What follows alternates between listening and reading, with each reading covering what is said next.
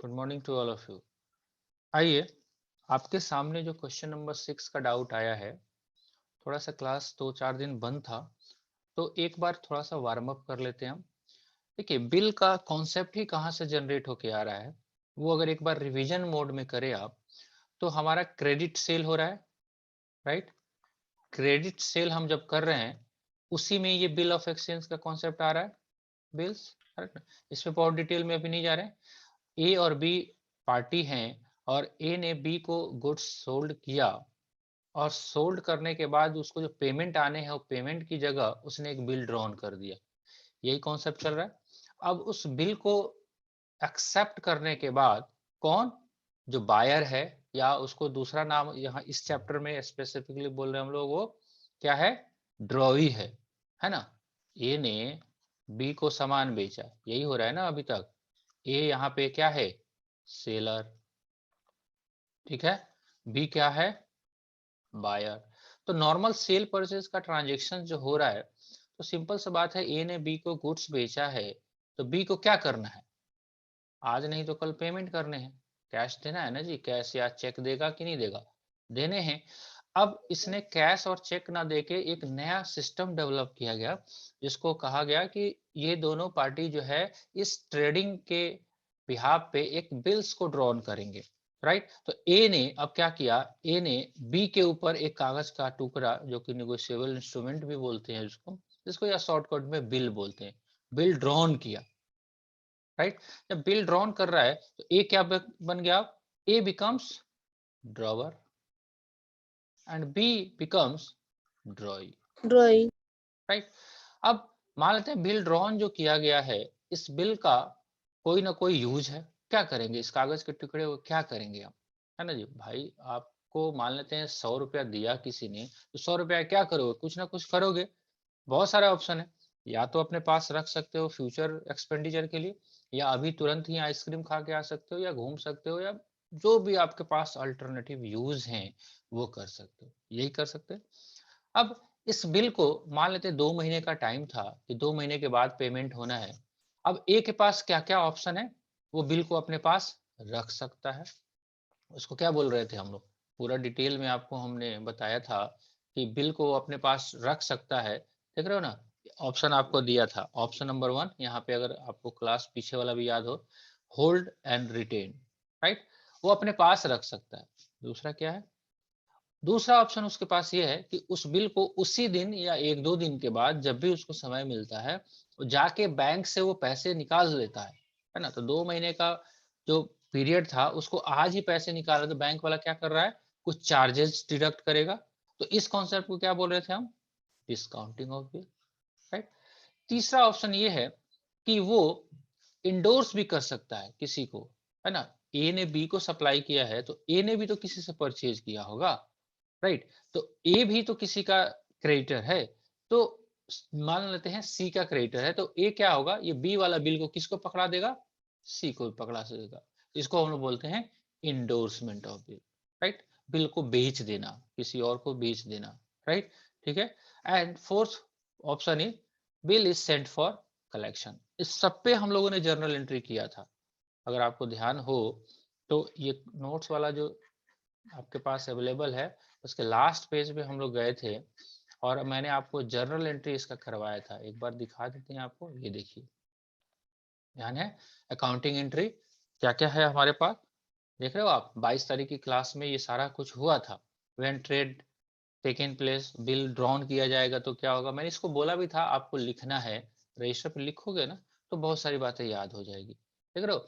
अब इसमें से 4 ऑप्शन हुआ करते थे, बिल को रिटेन करेगा, बिल डिस्काउंट करेगा, बिल को इंडोर्स करेगा, एंड बिल को सेंड फॉर कलेक्शन करेगा। अब चारों ये ब्रॉडली एरिया है, धीरे धीरे एक एक करके अगर हम करेंगे तो हो जाएगा। इसमें से दूसरा आज आपने जो डाउट आया ना इलस्ट्रेशन नंबर 6 में या क्वेश्चन नंबर 6 में, वो आपका बी नंबर पॉइंट है, bill is discounted for.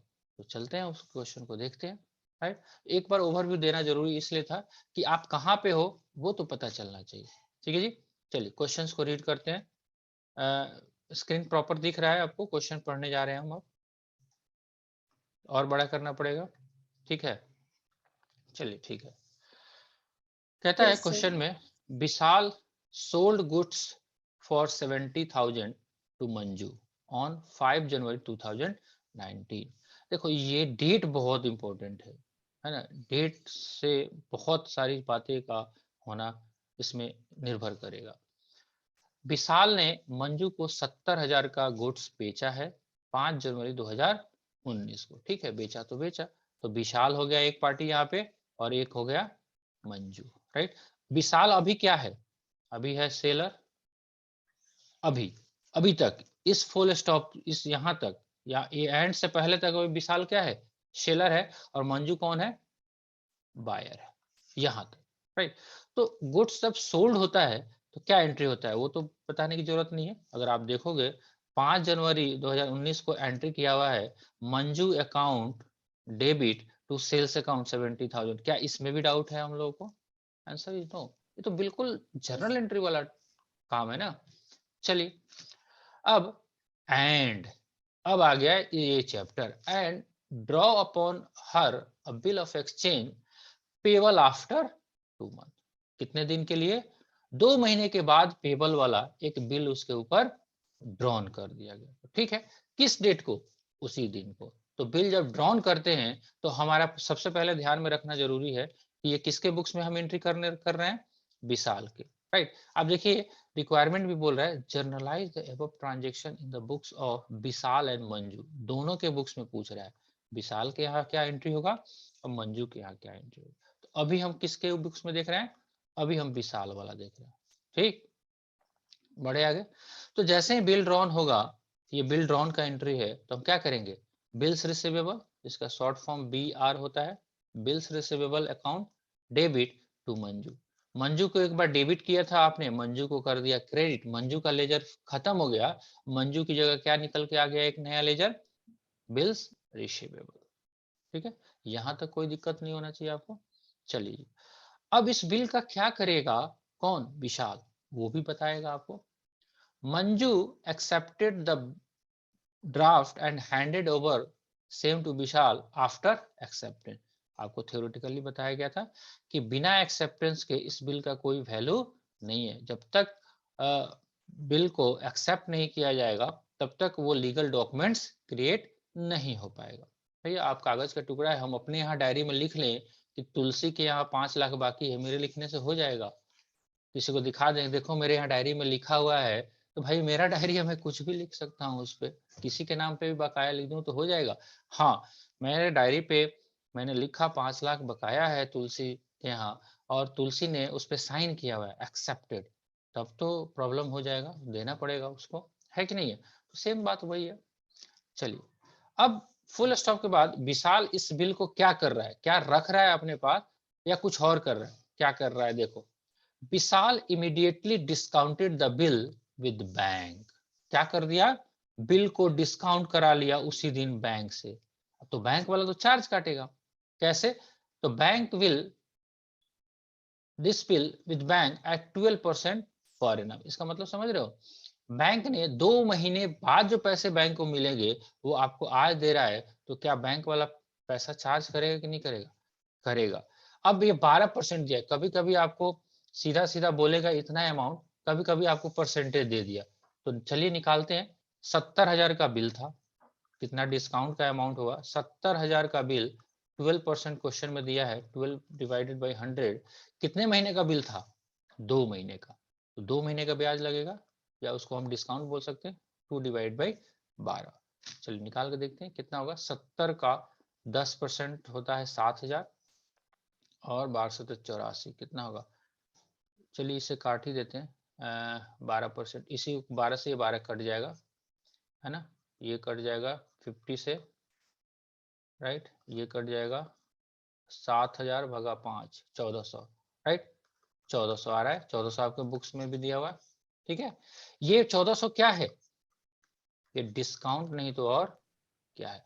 Bank ने क्या किया, बोला कि ठीक है 70,000 रुपये का बिल लेके आए हो, 2 महीने बाद बैंक में पैसा आएगा क्योंकि पेबल है आफ्टर 2 मंथ, है कि नहीं है, लेकिन आपको इमीडिएटली पैसा मिलेगा तो मैं आपसे कुछ चार्ज काटूंगा, वो चार्ज दिया हुआ था 70% पर एनम। तो सिंपल ब्याज की तरह इसको कैलकुलेट करना है।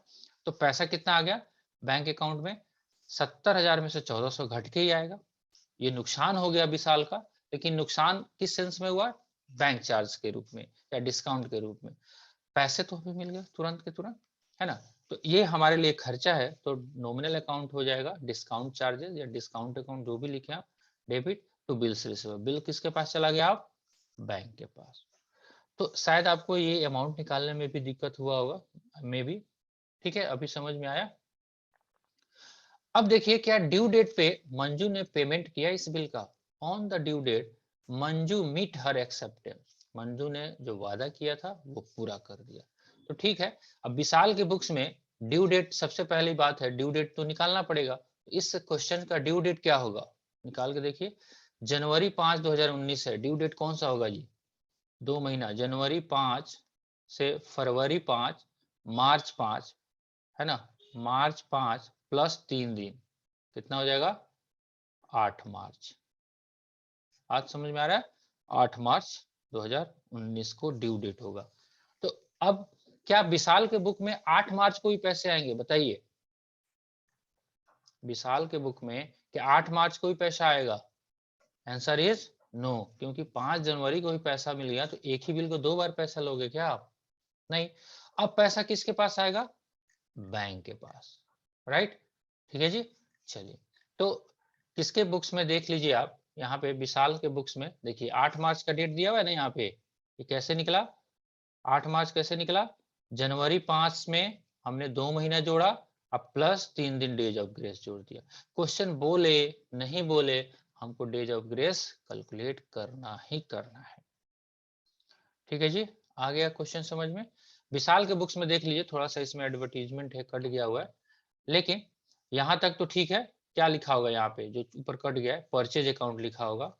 Purchase account debit to Vishal account, purchase किया गया। बिल्स को इसने एक्सेप्ट किया 70,000 का। हाँ, क्या 5 तारीख में जो मंजू पेमेंट करेगी? Answer is no. जब 8 मार्च आएगा तो उसने बैंक को पेमेंट कर दिया 70,000 का। इसको कोई मतलब नहीं है कि बिल किसके पास है, जिसके पास बिल रहेगा उसी को पेमेंट कर देगा। तो बिल किसके पास था इस क्वेश्चन में? बैंक के पास। ठीक है, तो ये कॉन्सेप्ट कहलाता है डिस्काउंटिंग ऑफ बिल, है ना। बिल का डिस्काउंट कराना, कहां से? बैंक से। अब ये कागज का टुकड़ा है। अब आप सोचोगे सर इससे फायदा क्या हो रहा है? फायदा हो रहा है, मान लेते हैं 2 महीने बाद जो पैसे आपके पास आने वाले हैं, अगर 1400 रुपया कट के आज आ गया, तो क्या बिजनेसमैन को फायदा नहीं है? बिल्कुल फायदा है। वो 68,600 रुपये को लगा के और भी कारोबार कर सकता है, जिससे हो सकता है 1400 से ज्यादा वो मुनाफा कमा ले। ठीक है जी। चलिए, ये डाउट क्लियर हुआ? बताइए एक बार पहले। Yes sir. ठीक है, और भी कोई डाउट है? No sir. नहीं डाउट है तो ठीक है। आयुष जी बताइए आप, ये बात जो अभी डिस्कस किया गया, क्या बिल्कुल समझ में आया, गया ऊपर से? वो सर समझ में आया सर। समझ में आया। तो देखिए, थोड़ा सा आप, आपसे रिक्वेस्ट ये है कि आप लोग थोड़ा सा इस नोट्स को, जो टीचमेंट ऐप पे मैंने डाला भी हुआ है, मैं बार बार कह रहा हूँ, इसको बहुत समराइज किया गया, पूरा चैप्टर का ये समरी है एक ही जगह पे। इसको आप काइंडली रजिस्टर पे नोट करिए। यस सर, लिख लो। हाँ, अगर लिख लिया तो अच्छी बात है, अगर नहीं लिखे हैं तो लिखिए। बिकॉज देखो, सिंपल सा बात है, यूट्यूब वीडियो देख के क्या साइकिल चलाना सीख सकते हैं? सीख सकते हैं, वो लेकिन सर केवल वीडियो देखने से सीखोगे या साइकिल पे बैठना भी पड़ेगा? बैठना भी पड़ेगा। बैठना पड़ेगा ना जी। बैठ के उसको खींचना पड़ेगा। हो सकता है गिरो भी, तो गिरने से क्या आप छोड़ दोगे साइकिल चलाना? नहीं, अगर सीखना है वो सर तो क्वेश्चन बनाएंगे, तो गलतियां होगी, लेकिन क्या हम छोड़ देंगे? बिल्कुल नहीं।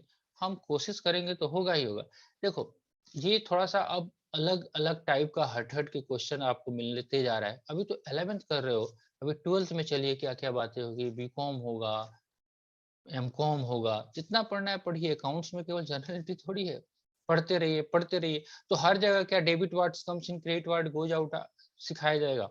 बिल्कुल नहीं। वो तो अब इनहेरेंट हो गया आपके दिमाग में, आपको सिंपल सा उसका लॉजिक लगाना है, वो चलते रहेगा। तो इसीलिए इसको, ये अकाउंटिंग एंट्री जो है ना, ये आपके किताब में अलग अलग दिया हुआ है, जिसको एक ही जगह समराइज किया गया है कि क्या क्या पॉसिबिलिटीज हो सकती है। एक बिल ऑफ एक्सचेंज के चैप्टर में वो सारा आपको दिया गया है। देख रहे हाईलाइट करके दिया गया है, इसको आपको रजिस्टर में लिखोगे तो लिखने के क्रम में बहुत सारी बातें आपको याद में आएगी। अभी जो हमने क्वेश्चन डिस्कस किया वो किया था ये बी वाले पॉइंट पे, बिल इज डिस्काउंटेड। तो there are different mode of option available to drawer. Drawee के पास कुछ ऑप्शन नहीं है, क्योंकि वो बेचारा तो पैसे देने हैं 2 महीने के बाद, मैक्सिमम उसको 3 दिन डेज ऑफ ग्रेस मिलेगा, इससे अलावा कुछ नहीं मिलेगा उसको। तो ये प्रोसीजर है, इसको फॉलो करेंगे तो बहुत मुश्किल चैप्टर भी नहीं है। हाँ, इसमें बहुत कैलकुलेशन नहीं है, इसमें सिंपल जर्नल एंट्री करना है ना। अभी तो अभी क्या कर रहे हैं, अभी हमने बिल को एक तो पहले नॉर्मल ट्रांजैक्शन किया, फिर हमने बिल को ड्रॉन किया और बिल को पेमेंट हो गया। ऐसा भी तो हो सकता है कि दूध के धुला सब लोग थोड़ी है। आपका ड्यू डेट आएगा, अगर मंजू कहती है कि पैसा ना दे, जा जहाँ जाए के बाद जा फरिया लिए, तो उसको क्या बोलेंगे कि फरियाने वाला जो बात आ जाएगा उसको बोलते बैड हैं। डे। बैड डेट नहीं होगा, बैड डेट तुरंत थोड़ी होता है भैया। किसी से पैसे यस। मांगोगे, वो कहता है नहीं देंगे, हो गया, आप सुकून से घर पे बैठ जाओगे? पहले उसको नो फोर्स सर। करोगे, है ना, फिर 2-4 लोगों को इकट्ठा करोगे, देखिए ना पैसा हमारा नहीं दे रहा है ना, उस पर प्रेशर बनाया जाएगा। उसके बाद भी वो अगर होगा थुथुर जिसको बोलते हैं ना गांव देहात में, वो थुथुर होगा तो नहीं देगा। थुथुर समझते हो ना, है ना, यस उसके सर। ऊपर कोई प्रभाव नहीं पड़ने वाला है। आप कितना भी कुछ कर लो, एकदम निर्लज बेहाया, ये सब वर्ड कह सकते हैं, कि अगर ये सब टाइप का आदमी होगा तो नहीं देगा। तो बिजनेस तो रिस्क है, बहुत डूबता भी है, ऐसा नहीं है। देखो बिजनेस होता ही है म्यूचुअल कंसेंट पे, फेथ पे, आपका व्यापार ही होता है। अदरवाइज क्या होगा, सब लोग काम करते हैं, हम लोग भी काम करते हैं, बहुत सारे लोग काम करते हैं, एडवांस में ही पैसे देते हैं, बहुत सारे लोग काम करते हैं, वो हम लोगों को भी गच्चा दे के चले जाते हैं। करिए ना सर, देते हैं आपको, उसके बाद से फोन ही नहीं लगेगा, उसका उठाएगा ही नहीं, निकल लिया। तो अब हम लोग काम करते रहेंगे, उसके पीछे लगते रहेंगे, भाई दे दे दे दे। तो कोशिश करते हैं कि भैया पैसा आ जाए तो काम करे, है कि नहीं है। तो इस टाइप का होता है। तो आगे चल के हम लोग जब ये भी सिचुएशन आएगा, on the due date if bill is dishonoured यानी कि नॉट पेड, तो क्या क्या होगा भाई, तब तो लीगल, तभी तो ये साइन वाइन कराने का ऑप्शन क्या हुआ है भैया, तो लिखा गया है। तो वो भी सारा सिचुएशन देखेंगे। अभी तो क्या है, मांगी थी दुआ कबूल हो गई कि नहीं हो गई। मंजू ने बिल एक्सेप्ट किया था, ड्यू डेट पे पेमेंट कर दिया। तो अगर ऐसा होगा तो कोई बात ही नहीं है, बहुत अच्छा। लेकिन अगर मांगा गया पैसा और नहीं दिया गया तो क्या होगा, वो सारी बातें भी डिस्कस करेंगे धीरे धीरे।